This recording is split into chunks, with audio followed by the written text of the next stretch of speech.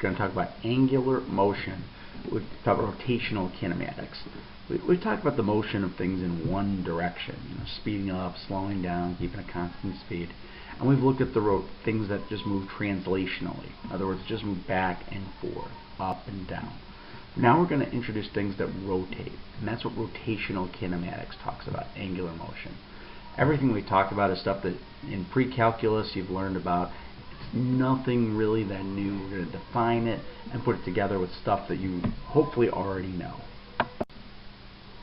We're going to measure angles. We're going to measure everything in the angular part in radians. It just turns out it converts nicely between the two.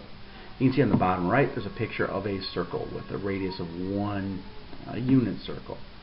And we know that if we go all the way around the circle, we have 2 pi radians, the circumference of that circle. If we had a unit 1 radius, then it would take 2 pi to go around. If we took a string and actually traced it all the way around the circle, then took the string, straightened it out, it would be 6.28 centimeters if the radius was 1 centimeter. That's a relationship. I want to say that was Archimedes, but I'm not totally sure. And obviously it makes sense. If you look at the little red part, the percentage of the distance around the circle is proportional to the angle that you make from starting to ending point. If you look at where the horizontal line that makes the angle and the diagonal line is to make the angle that's shown with the red arc length, you can see that proportionally they're the same thing. 1 radian, is 57.3 degrees because there are 360 degrees in 2 pi radians. You just divide them. That's how you come up with that. The last thing that's a weird thing to talk about is radians. Radians are a fake unit. They're not really a measured thing. They're sort of a consequence of a unit circle with a radius of 1. So anytime we talk about a radian, like something measured in radian, it can also be measured in nothing. Like a radian is a nothing degree. Degrees are a nothing measurement. Degrees are a real measurement. We have to do some converting with those. But radians we don't have to do anything with. It's part of the reason that we like them. It just makes the math a lot easier. So next we're going to talk about radians and the distance around the circle. And these things are sort of mathematical. Well, they're all very mathematical, but they make sense if we walk through it together. We're going to start with just a run-of-the-mill angle measure. You see the angle of the angle marked as theta. Both of those sides have a length of r, and there's an arc length, s. You can see that in there. And again, we're going to say this angle is really, really small. It helps. It turns out that the relationship is generalizable for any relationship for any angle, but we're going to look at it being really, really small. It's not. It actually needs to be a lot smaller to be the way we need to be in the picture. Okay. If you notice, I took the actual picture and I took it out and I put a line across for S, because if I use a really small angle, the distance of a straight line and the distance of the arc will be pretty close to the same. They clearly aren't in the picture, but that's because I needed to make it big enough for you to see. You can see the angle theta still there, the 2 sides are angle S, and you can even see that, like, if you look real closely, it looks like the diagonal side of radius R and S make a right angle. That turns out to be kind of an important thing, because we're going to do some real phony stuff here just to make sure that we can put these ideas together correctly. So we're going to consider the distance around the circle, and again we're supposing that angle is extremely small. Okay. Well, it sounds weird, but if you look at the if you call the hypotenuse R, and I know it's the same length as the other R, but we're kind of phoning this up, and the length of the arc is S, then S is equal to R times the sine of theta.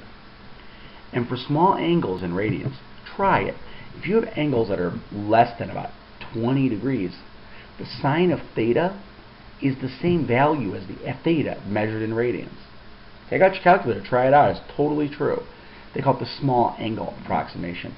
Turns out tangent of theta is also equal to the same number. For angles, like I said, that are smaller than 20, that works every time.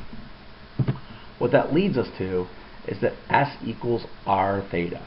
That I can find the arc length, the distance around, by taking the radius of the circle times the angle in radians that's measured. And like I said, that relationship is understandable on a very small angle, but it turns out to generalize for angles that are much larger. We can see the units actually turn out okay too, because S is measured in meters, radius is measured in meters, and theta is measured in radians, which, as we said, since the fake unit is the same as having no units. Meters equals meters. Everything is awesome.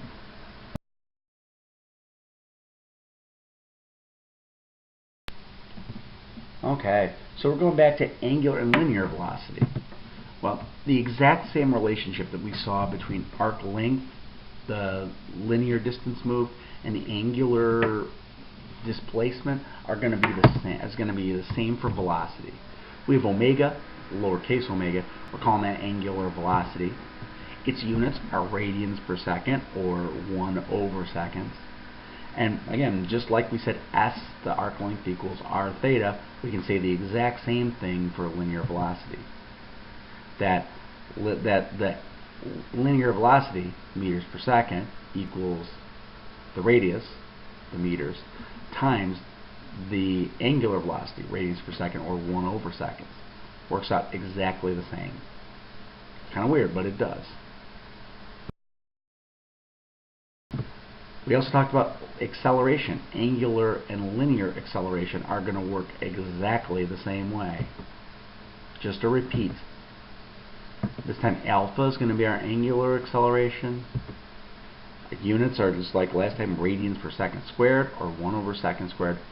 And again, just like v equals r omega and s equals r theta, a, the linear acceleration, equals the radius times the angular acceleration.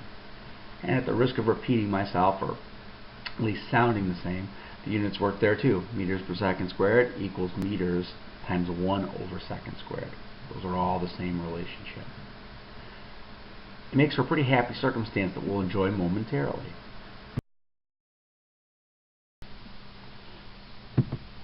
Well, we spent a lot of time on constant acceleration, but we were talking about linear acceleration in the past. Now we're going to look at angular acceleration.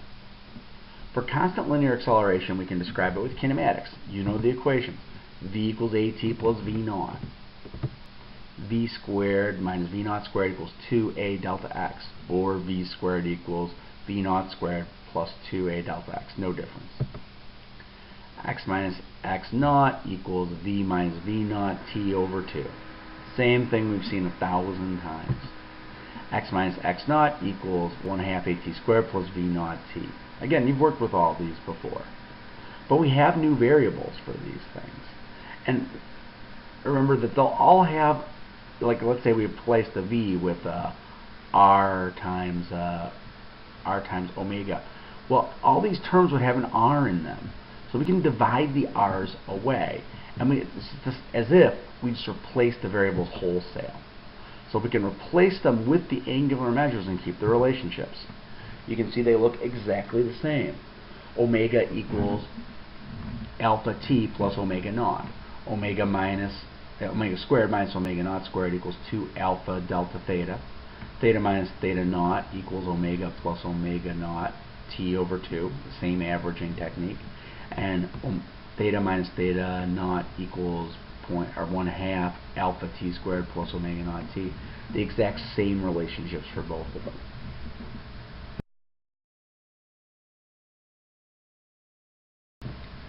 So to review, angles can be measured in degrees or radians. And we're going to use radians when we deal with quantities of angular motion. We're going to watch things rotate. Woo! And again, you can convert directly between them, and you have to convert. You're gonna multiply the angular one times the radius to get the linear one. And again, that's what s equals r theta, v equals r omega, and a equals r alpha. That's all they're trying to say. And the equations, the ones I had you memorize for kinematics, you're going to be able to use those for constant angular acceleration too, by just replacing x, v, and a with theta, omega, and alpha.